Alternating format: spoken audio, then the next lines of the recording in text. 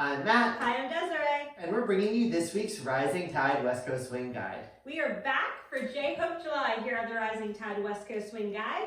This is our guide series where we break down the J-Hook lead and work it effectively into our lead follow patterns here in West Coast Swing. So we're going to do another pattern for you, or pattern option for you. It's going to be a J-Hook into a cutoff with an optional duck for our follower. So let's show you this pattern, and then we'll break down lead follow, including a quick review of what the heck the J-Hook is and how to lead it effectively.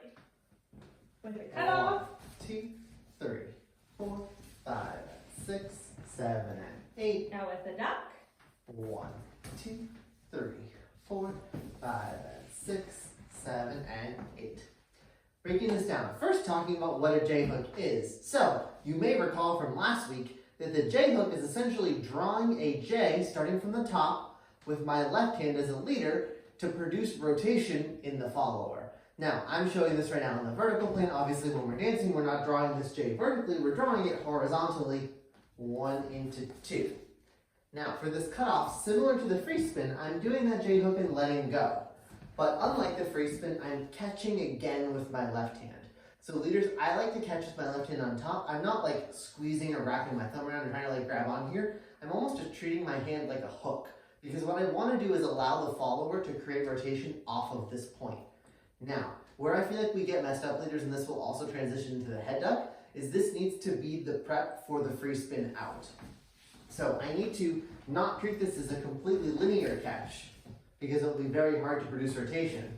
But likewise, I also can't send this hand so far that the follower can't create any resistance. So I need to send this left hand a little bit with some rotation.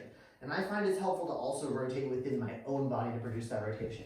Now, if I were to do the head duck variation, everything is the same. I just need to make sure that I catch with this right hand.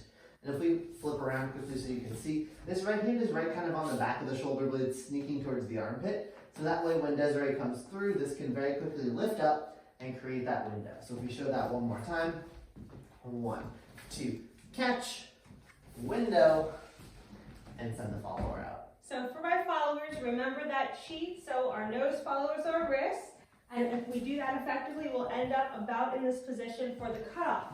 At the same time, we want to build connectivity between the arms and the back by taking those shoulders up, back, and down and feeling this connectivity so we're genuinely connected through our frame, which will have us follow the momentum of the cutoff here. The biggest trick in the cutoff is the redirection. So what I like to do is instead of just stepping out and landing kind of flat, I like to actually draw my right side from closed to open with increasing resistance on the right side. If my right side is almost swimming through molasses, it makes it so that my left side is countering that, which gives the leader a connection point here.